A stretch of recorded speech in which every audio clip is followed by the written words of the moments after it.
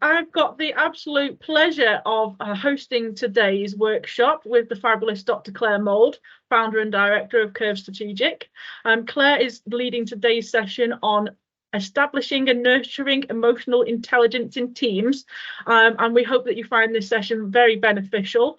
It's the second one in Claire's series, and there are three more on the way. I'll put links in the chat box if you've not already registered as a reminder for those, so that you can register onto those today.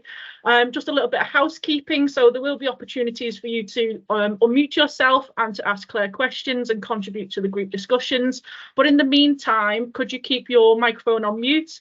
You can keep your camera on, although we are recording today's session, that you will not be captured in the final recording when it is shared.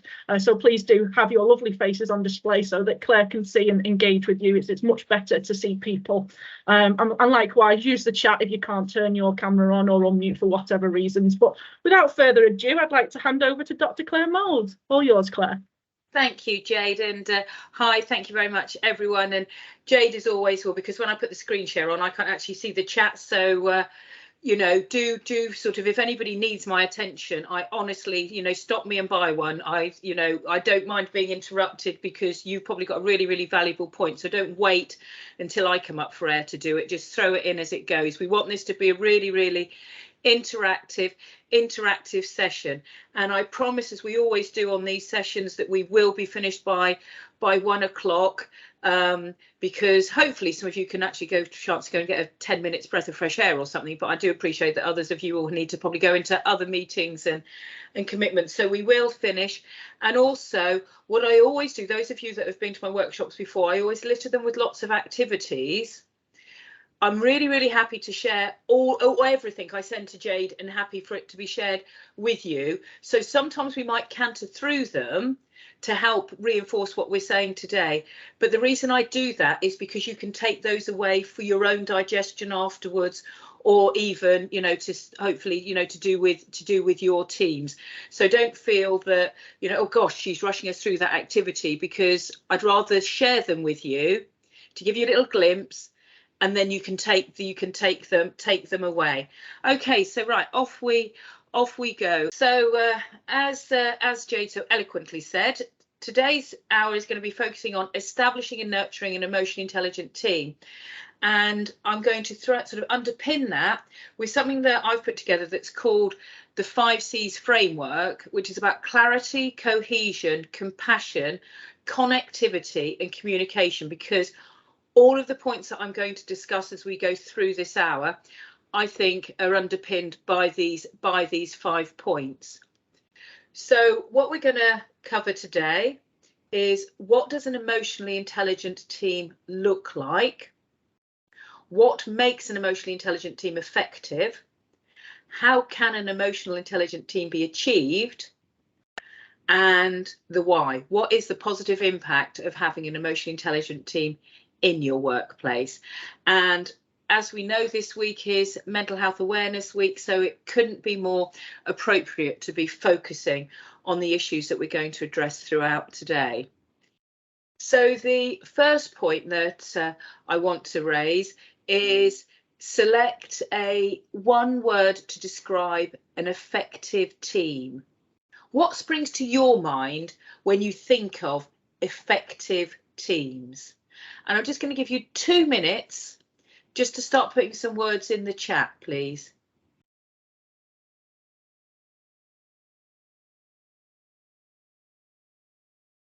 Sorry about that. I just turned off my notifications. Otherwise, you're going to be bombarded with those all the way through.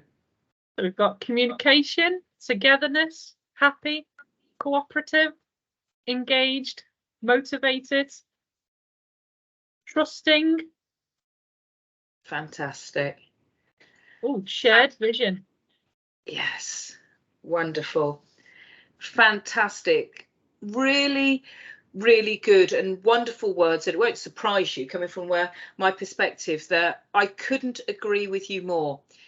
It always concerns me, though, that sometimes when we're thinking of leadership, we're thinking of moving forward, and people think effective teams, actually, do they make time to nurture all of those attributes that you say actually makes a team effective?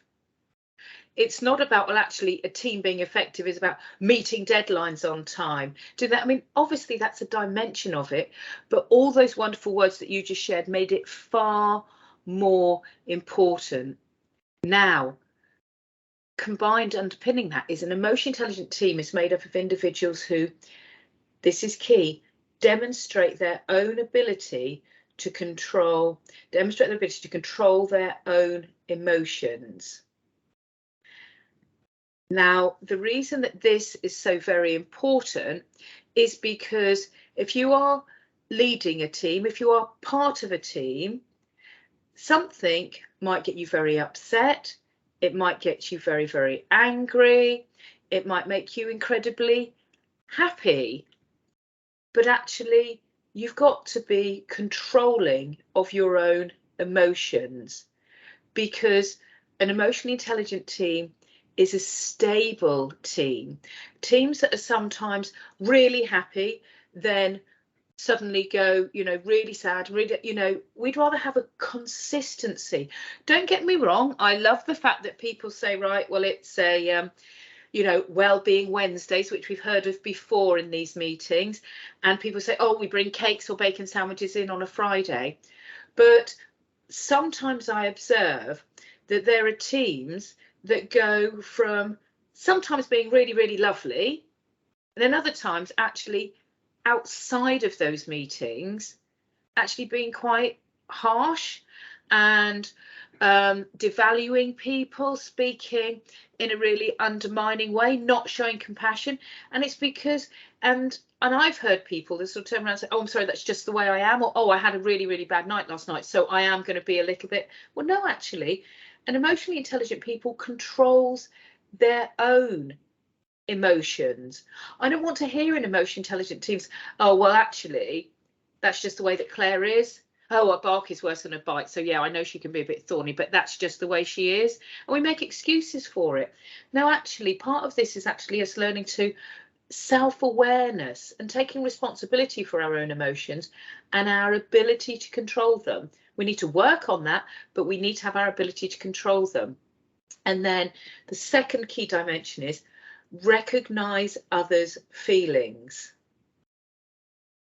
Because what you may do is you may turn around and think, oh, this is really, really great. You know, this is really, really great news. Everybody's going to be as excited about this as I am. Well, actually, no, they might not, because they're feeling really exhausted at the moment. They may not be in a position to take on, if you've got to give your team a really big task to do that needs to be done, it's a non-negotiable, or we're short-staffed today, and it's a non-negotiable. People are going to have to do longer shifts, step up, all the realities. An emotionally intelligent team doesn't, you know, avoid all of that. But what it does is it actually turns around and recognises that people might be feeling a bit glum of this. I saw an excellent example of this when I was going, I was on a plane actually going to a conference not so long ago, and our plane was delayed by the fact that there was somebody that hadn't got a passport for their child who had turned 3 while they were away. Anyway, and so they couldn't get on, and everybody was getting a bit annoyed because it was a hold on a minute, and you could see that they were bubbling, and I was dreading, thinking, gosh, when this poor family do actually finally get on, we've missed our time slot now, we've missed our queue. They potentially had to take all the, anyway, we're all there. It was about a 2-hour delay because this person hadn't renewed a passport. Now, what the pilot did was he recognised how we would be feeling, and he came out and he said, we are going to be delayed by 2 hours. Unfortunately, there is nothing we can do about that. It is frustrating because the plane's running fine, the team are all fine, you're all fine, but we have got this hiccup. This is what we're going to do. I know you're feeling like this. If you've got any further questions, I'm going to walk up and down the aisle and you can ask me. Please don't ask the air stewards, because I'm the pilot. I'll be able to answer those questions for you. And he made some jokes. And by the end of it, we all gave him a round of applause. We were still stuck there for 2 hours, But actually, we were quite a team by then. He'd recognised our feelings. He didn't stop the awful thing that was happening to us, and we were thinking, oh no. But if we were just sitting there ignored, we would have been really, you know, everybody would have been just seething over those next 2 hours. It would have been a really horrible, hostile environment. We recognise the feelings of others. Right, now we're going to get straight on with another activity to think how you can control your own emotions effectively and actually make your feelings heard to someone, but in a way that recognises their confusion. So this activity is called Marooned. So you need to think that you're stranded in a foreign country, you've lost your phone, you don't speak the native language. How are you going to organise getting back home? Just have a thought. This is about how you effectively communicate with controlling your emotions, respecting the emotions of the people that you may or may not be communicating with to complete a task that you need to do. I'm going to give you 5 minutes to think about that, and I'm very happy for people to talk us through or put things in chat. Okay, so this is you stranded. Somebody's whipped your phone out the end of your backpack.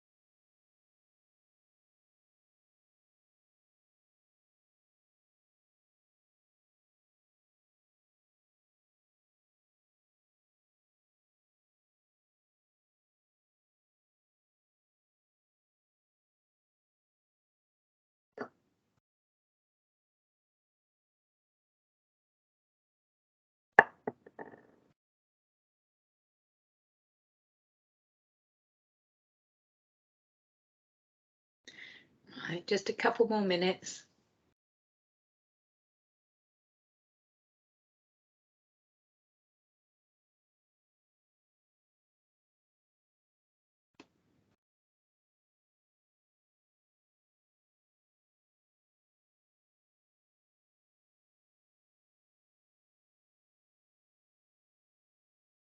Jade, is anything beginning to come through yet?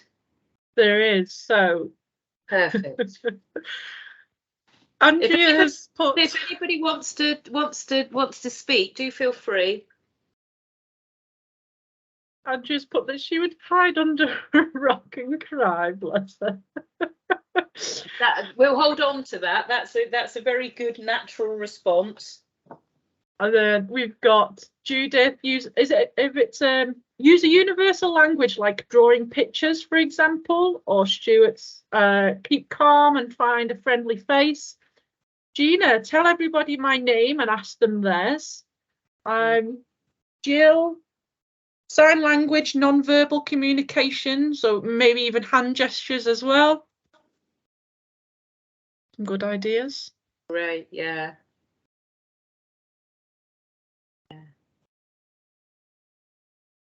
Wonderful. Good.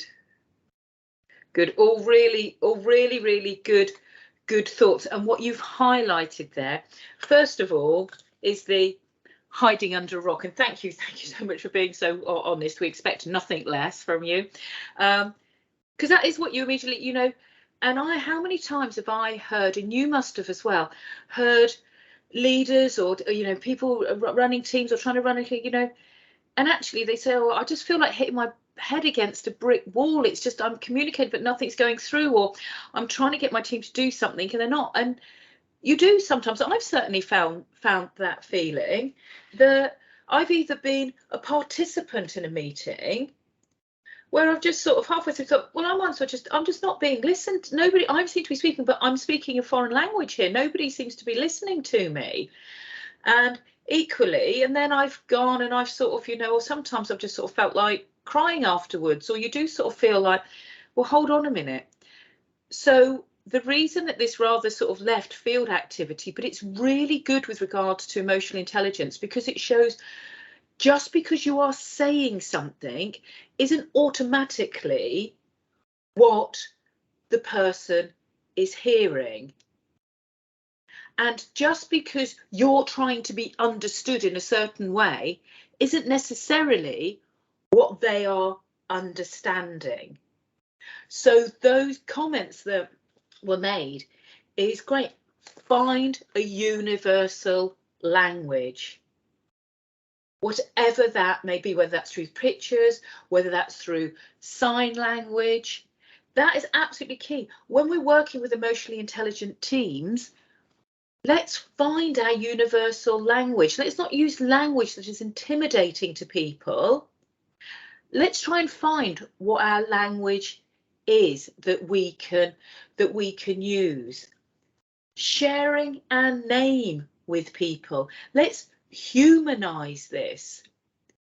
Even though we need difficult conversations or team meetings, of course they're objective, of course they're personal, but there are individuals connected to that. Let's see how we can make eye contact. Let's personalize this. Let's acknowledge that actually it's everybody's unique contribution, and it's people that work for you, not androids at time of writing, at least.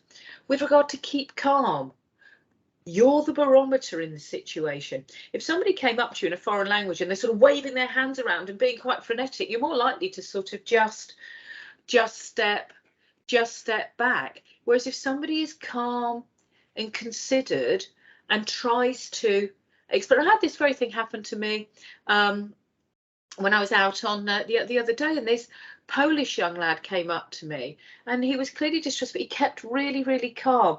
So I took the time to try to understand what he was saying, and actually it was really, really sad. He'd been made homeless, and we ended up sort of sorting stuff out with the Salvation Army. If he'd have come up to me or just said, can you help me? I would have probably thought, oh gosh, who's this man accosting me? And moved on.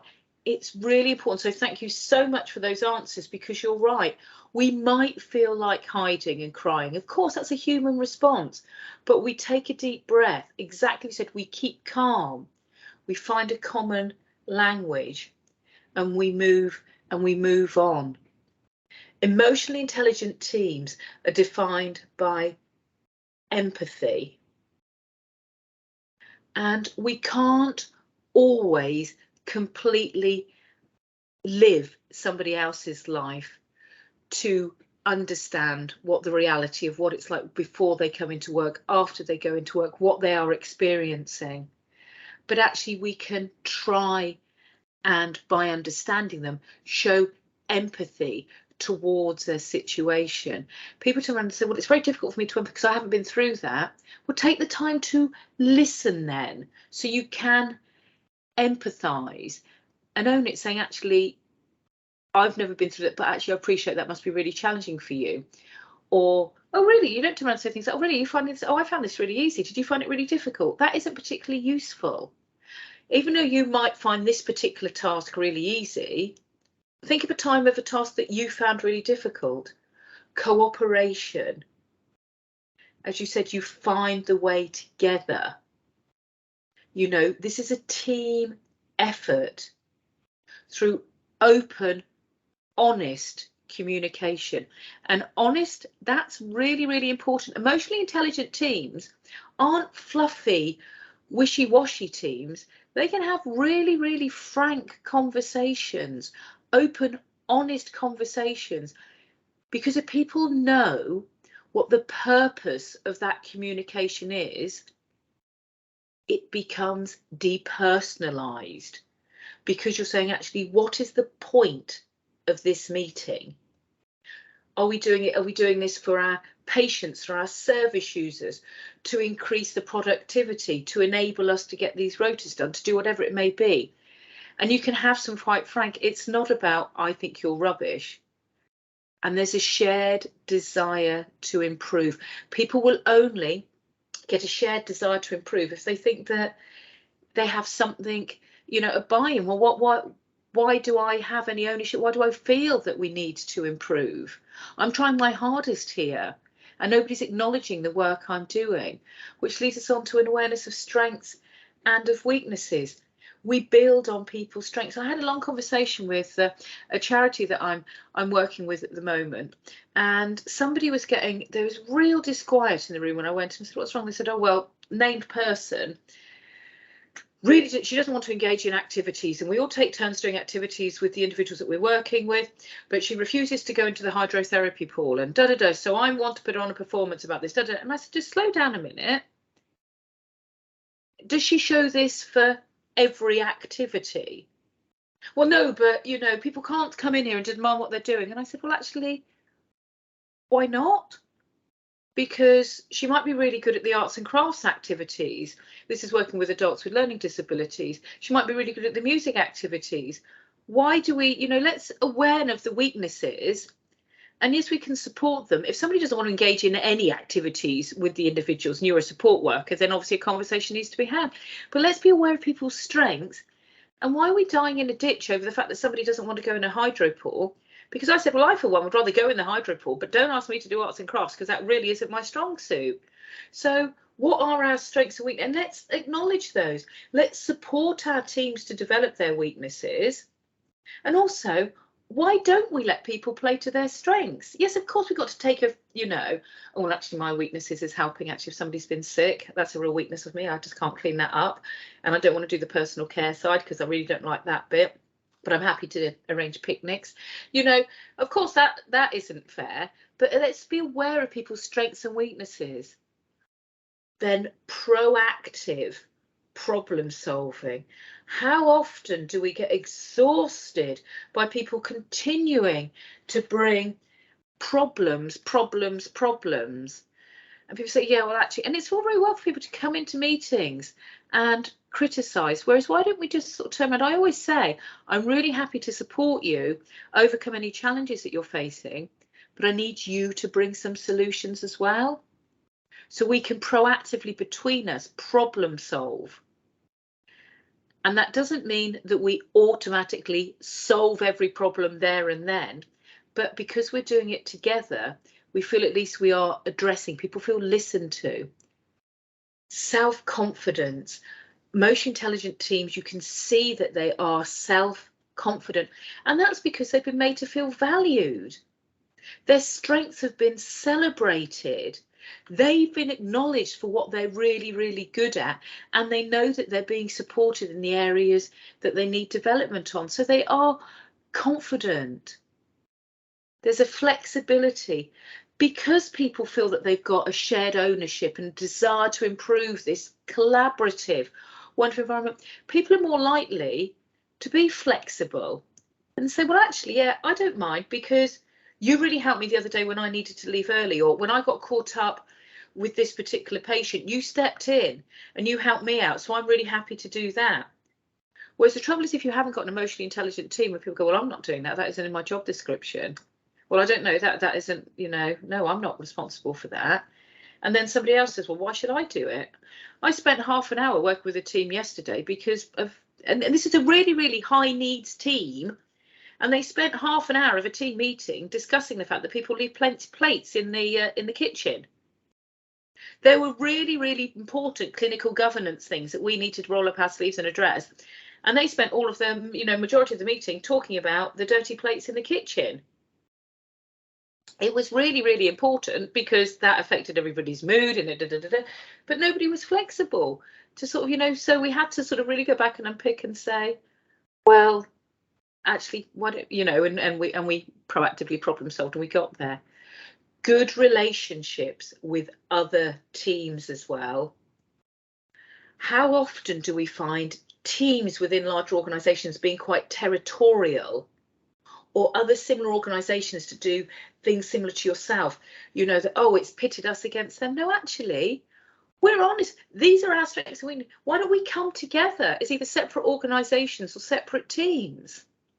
Sometimes I go into large organisations, I'm working with them, and it's like they're 5 separate organisations, all working in their own ways, working almost against each other, and think, hold on, can we have some shared goals here, please?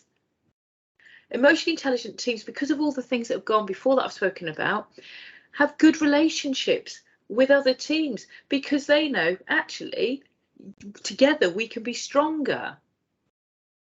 So now another activity. List 5 adjectives that define your team. Honestly, are they amazing or are they annoying? Are they calm or are they combative? That, you know, it's just, and sometimes they might be a combination of both. But list, how would you describe your teams? I should imagine there is a combination of some annoying things and some amazing things. Why did you select these things? Which ones would you replace?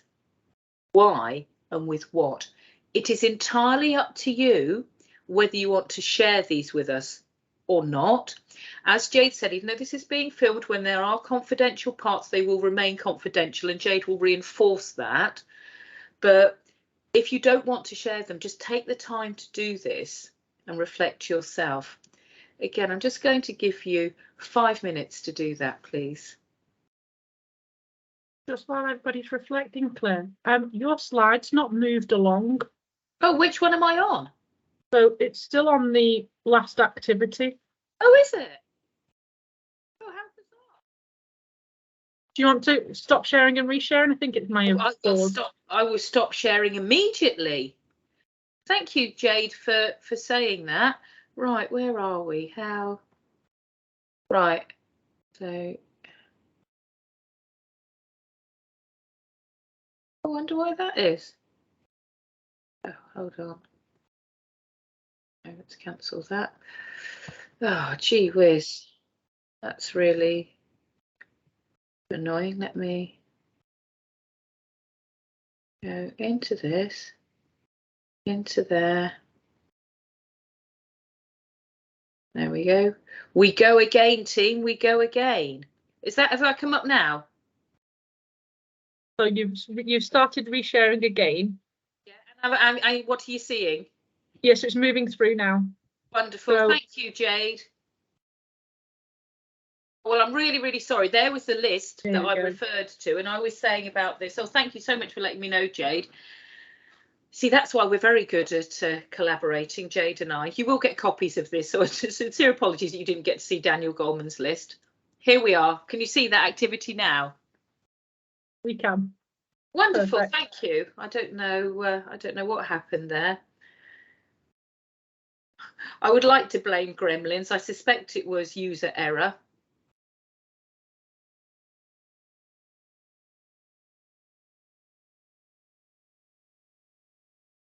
This is why I get asked to present on EI and not IT.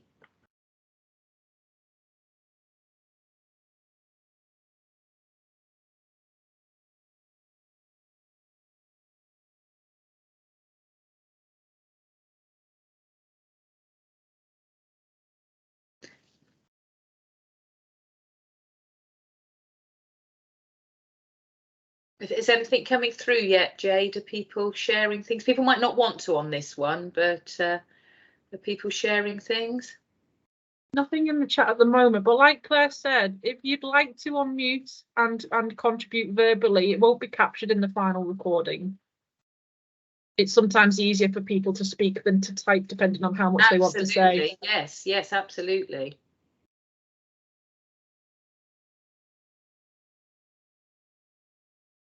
Okay, so we've got a couple coming through the chat now. So we've got excellent, hardworking, tired, frustrated, willing, reluctantly supportive. That's a very interesting one. That's one to be unpacked another day. Reluctantly supportive. Fearful of the air quotes big boss. chaotic, aloof, overworked, young, busy, reliable, a real mixed bag. And that doesn't surprise me. That doesn't surprise me, because we are working with such various teams. We've got committed, knowledgeable, cooperative, imaginative, innovative, all the ifs, frustrated, hardworking, miserable, needy, lost, willing, friendly, approachable. Yeah, so real mixed bag. Really, and actually this is making me think. We're doing live workshopping here, Jade. That really good. What would it be really fantastic for the next bit of this is the which ones you would replace, why, and with what. I think, Jade, that looking at the complete diversity of those, particularly the more challenging points around people if they're chaotic and frustrated and those sides, if there is any legs for an additional session, I'm sorry, I'm hijacking, I'm not saying immediately, Jade, don't panic, but we could maybe build in a workshop sometime to support, do a real interactive workshop of how can we actually support really tired teams, really frustrated teams. If we can get some notes of these, I can maybe build it into one of our future workshops to make sure that, if there's a want to address some of those points, to say it's all very well you're doing this, but I have still got a chaotic or a frustrated or a reluctantly supportive team, and I'm at my wit's end what to do. Maybe we could build those into some of future sessions if people would find that useful, because there's an awful lot to unpack there.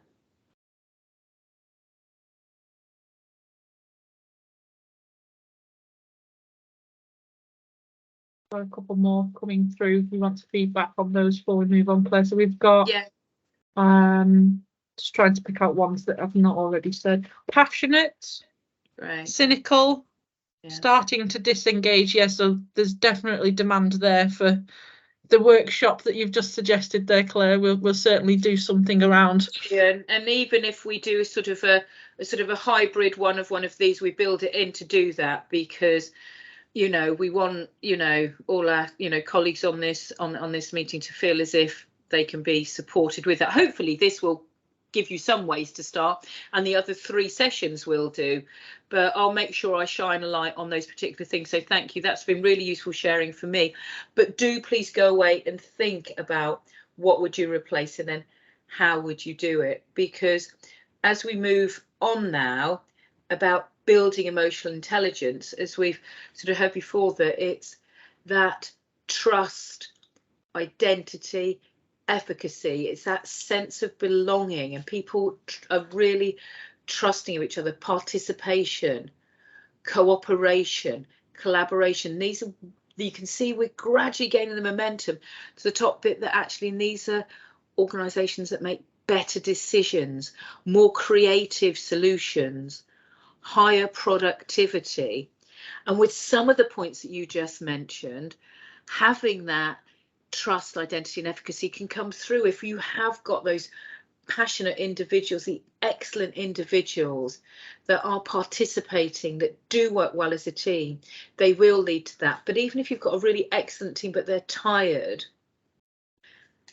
and then actually that doesn't lead to better decision making. We've heard a lot about emotional intelligence, emotional exhaustion in presentations I've done previously, but also that underpins our work. So we need to be able to unpick that, because it's this is really long-term research shows that these are the key things that go the direct correlation between group intelligence and better decision making. And here you can see that if you've got an environment where people are there working, collaboratively together, so things are put on the table, and this isn't just about the leader, the person with their hands on the table. You look at people making eye contact, they don't look exhausted and frustrated and tired, they look engaged, they're contributing, there's post-its there that everyone can dip in. Whereas we look at this one, this person here, the person doing the presentation, may be the most dazzling, fantastic presenter in the world. They may not be, but they may be. But look at the people are losing interest. No matter how passionate they're beginning to drift off. That might be because they're tired, it might be because they're not engaged, it might be because they're not into it, but there isn't a collaboration that we saw on this slide here. Think about how we set up our team meetings, whether we're like this in groups going around, whether we're talking to people, or whether we are just talking at people. Remember, it's that we seek to understand rather than seeking to be understood. So this is an activity that I'm just going to invite you to take away, not specifically to think of now, but write down something, and this is a great one to do, teams, that has gone wrong or has been negative this week. And this can be anything. It doesn't have to be work related. Remember, emotional intelligence is about us being in touch with our own emotions. How did you respond? Did you respond to it or react to it? And by that I mean, if you sort of respond and say, oh, okay, right, how are we going to do this? Or did you react as, no, I don't know what, oh, for goodness sake, or how did you respond or react to that? Has this been discussed with the team or the individuals involved? Because often I hear people turning around saying, oh, do you know what, so and so and so did this, or I was really frustrated, I got in this morning and found this, and did they, oh, what did they say about it? Oh, well, I haven't had time to talk to them about it. Have you discussed it with the individuals involved? Or as a team saying, well, actually, we're going to hold on to that point because we're going to talk about that at our next team meeting. Did you actively listen? Has anything positive that you can develop from come from this scenario? Think of some time when you've actually actively listened, you've been frustrated about something and someone said something, you go, actually, that was a really good, that's really helped me understand why this is happening. I was working with an organisation that they were really poor on signing in and signing out. And I was saying, particularly when they're going on activities, again, this was with working with adults with learning disabilities, and they were coming in, and I said, they're not signing in, and we had a conversation about it, and they said, well, the trouble is, if I'm coming in and I'm one-to-one with somebody that really needs my attention, I need to make sure that I need to go straight off and make sure that they're sorted, and then I get caught up with other things, so I can't always do that. The way that where the signing in thing is, I have to go into a separate office to sign in, and I can't leave the person I'm with. And you think, light bulb moment, let's move where the signing in sheet is, let's move that process. So even though it was something that they realised, but you do realise you have got to sign in and out, actually it was a positive conversation that enhanced the scenario. Having reflected on what learning points we can draw from this and what impact this has had on your team. If anything springs to mind immediately, I'm very happy. If something springs, so I'll just give you 2 minutes. If anybody's got any pertinent examples of this, do feel free to share, because these groups are wonderful about listening and learning from each other. But if not, this can be one that you can take away with you. So I'll just give you 2 minutes if anybody does want to put anything in the chat or put their hand up and share with us.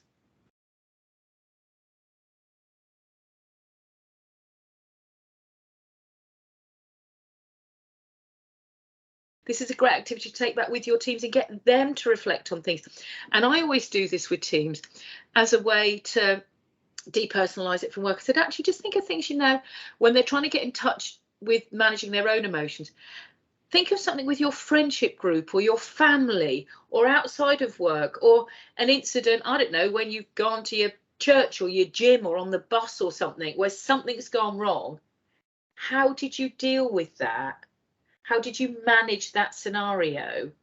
And it's just a really good way of people to reflect on their own communicative skills. Is there anything pertinent, Jade, before we whip on? I don't want to ignore anybody. No, nothing in the chat, Claire. Wonderful. So, how can we achieve an emotionally intelligent team? The first thing is establish a psychologically safe environment, and that is an environment where people feel safe to say, actually, I'm really struggling with this, or I don't understand that, or I've made a mistake. It's an environment where people can take risks, knowing that they won't be chastised for it afterwards, that they can say, well, actually, we tried this way and actually it didn't work. That people can hold their hand up and say, yeah, well, actually, I know there was an issue with the ID badges. I'm really sorry. I think I probably made a mistake there. And nobody like rolls, oh, well, we thought it would be you. It's actually, no, thanks, that's really great, you know, because now we can move forward. And it is that psychologically safe environment where we can have those honest and frank conversations. And that means we, again, going back to that word barometer, we've got to be, we can't be judgmental or rolling of eyes, threatening, even consciously or subconsciously. This is why it's so important to know our own emotions, because sometimes people, and I do an activity in another one of these sessions that we'll do about you looking in the mirror when you are actually having harsh conversations, and some people subconsciously just roll their eyes or raise their eyebrows or make a sort of look sideways, and people pick up on that. We need to role model a healthy, sustainable, realistic work-life balance, and this is something that I feel really passionately about, and I often say, anybody who's been on my workshops before, so I always say this, because our teams look up to us, our peers look to us, and if we're working every hour and then being short, so well, actually, no, I haven't got time to, you know, I've been here since 6 o'clock this morning, I haven't got time to reply to your emails, or well, I was here till late last night and I was doing this, and you know, and oh no, well, don't worry, I know I'm on annual leave, but you know, just send over those emails because I can pick them up, or well, actually, I'll do this, or I'll do. Actually, people just sort of think, gosh, this is why you end up getting chaotic teams, because there isn't that calmness. You need to say, actually, no, it's important. And we spoke about this at the last workshop, those of you that were on it, you know, about just having those well-being Wednesdays, getting up from your desk and just having a walk around. I know that when you're on very, very long shifts and it's exhausting, you haven't always got the luxury of going for a walk around the block or sitting down and even having a hot meal all of the time. But we need to explore ways in which we can role model what we can do in the most effective way. Creating a positive work culture where we extend from the strengths. Again, these are all common sense things, but so often I'm working with some teams at the moment on team meetings, and we're just stripping it right back, because actually their team meetings have become just more of a briefing session, and the person standing at the front dictating what must, and actually all it is a list of, this is what's going wrong at the moment, can you make sure you don't do this? This is what we need to do, can you make sure it's done? These are really, really good, intelligent people who are working incredibly hard, who love the patients that they're working with really, really well. They're really passionate about the work that they do. But actually, that isn't a positive work culture. And they're saying, and I'm going, well, have you not got the time to be compassionate? Well, yeah, but we've only got half an hour for a meeting, so I just need to go through. But actually, the way in which you deliver that news, how do you create a more positive work culture? Again, going back to the signing in issue, I turned around and sort of said, because then ended up the next stage was somebody was just standing at the audience showing, remember to sign in, remember, and it's just shouting, and then people rolling their eyes and going, for goodness sake. Was I said, even if it's just sort of a light-hearted little sign going, oh, don't forget to, you know, sign in, and make it look a bit, you know, lighter and pleasant, can make it more positive, a positive work culture. Show appreciation, even for those smallest of things, and that can be just sort of, you know, looking somebody on and going, actually, I noted what you did there, that was really. But again, I know that all of you think, yeah, well, these are just simple things, we all do that, but do we, when we're really, really busy and up against it?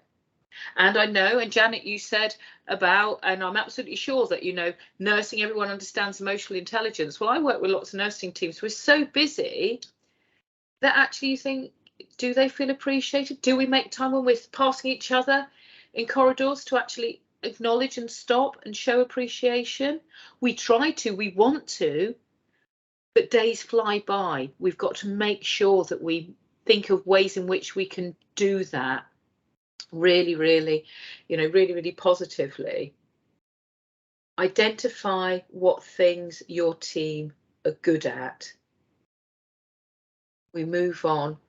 Now, what I want you to start doing, and again, this isn't for now, this is to take away. List what you're grateful to your team for. And this is starting a gratitude diary. It doesn't need to be just a little bit. What I do is I carry my little book around with me, and if I see somebody, I just literally I just scribble in it. Just scribble in different bits and pieces, because I haven't got time, because I'm we're all busy folks, but I scribble. But then I always take time, just 10 minutes to note down, what have we achieved as a team?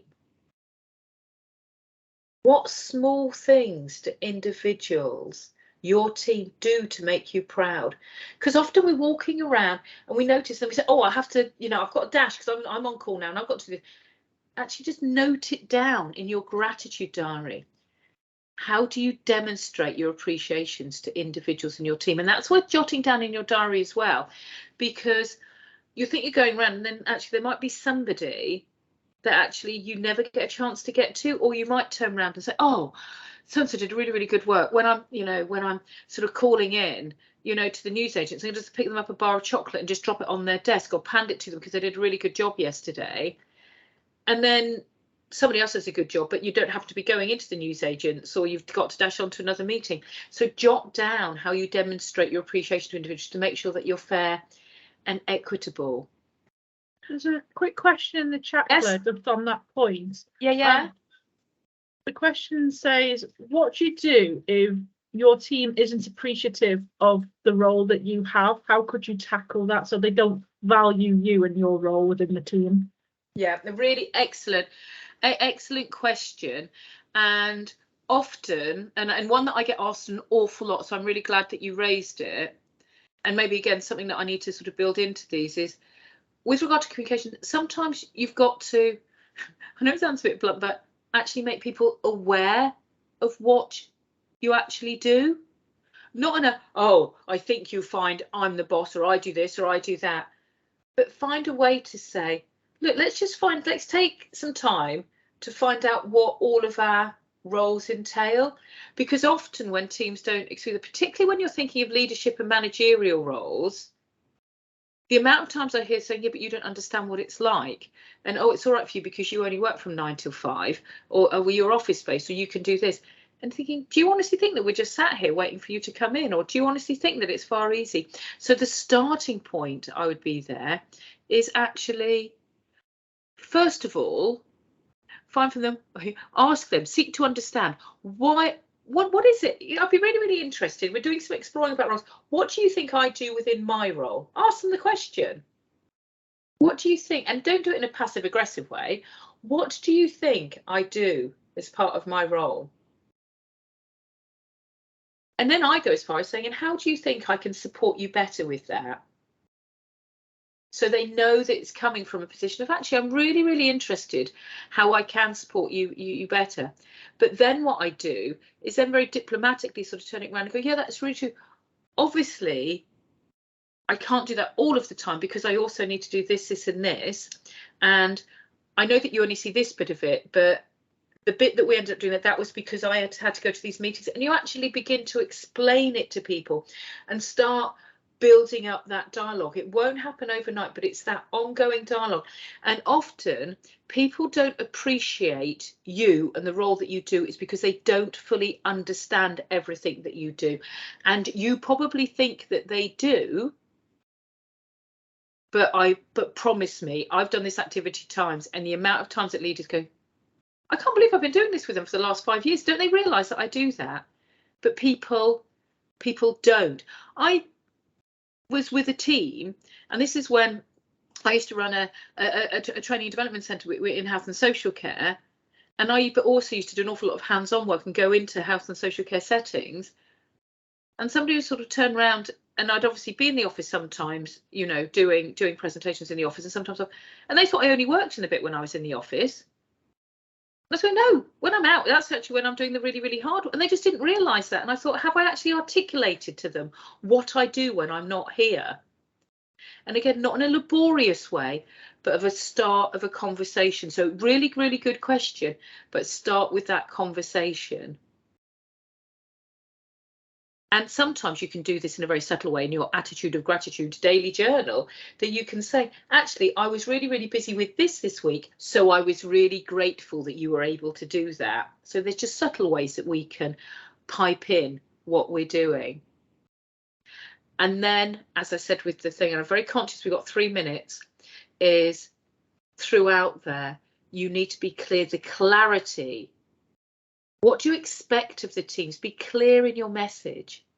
The cohesion, we're working together on this. We're all achieving, going back to we're all achieving the same goal. The connectivity, it isn't just about me and us being 5 separate individuals in this team or 50 separate individuals.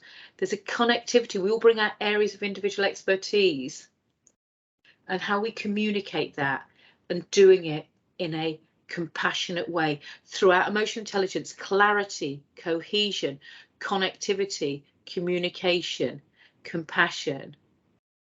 Again, in a takeaway activity, how do you connect with your teams? What clarity do you offer them? What is the cohesion? How do you communicate that in a compassionate way to optimize that connectivity? And then the final one, as we are in Mental Health Awareness Week, what do you do to make you happy and nurture your well-being? Because that's the starting point. That is the starting point. You can't run emotionally intelligent teams if our emotional intelligence is depleted. We've got to put ourselves first. I'm very sorry, we've only literally got 1 minute, so I do apologise. Oh, thank you so much, Claire. That was, as usual, so much information, so much knowledge, and it's great that you, as an audience, get to ask those questions. Claire is contactable, and I will share details of those in an email to you post-session, along with a link to the recording and a copy of the slides that Claire used today, because there's a couple of takeaway activities in there that will be really beneficial for you to complete. We look forward to seeing you on the 18th of July. If you're coming along to the 3rd workshop in this series, there's a link to register to that in the chat as well, but likewise I'll include a link to that. It's now 1 o'clock. I'm very conscious you're all due to be elsewhere, so thanks so much for your time today. As always, thank you to Dr. Claire Mould, founder and director of Curve Strategic. If anybody's got any other questions or points, contact me. I will get back to you, or link me in on LinkedIn or whatever. Okay, fabulous. And I will share all that information with you all. Enjoy the rest of your day, enjoy the rest of your week, and see you on the next IHSCM event soon. Bye. Thank you. Bye. Take care of yourselves, everyone.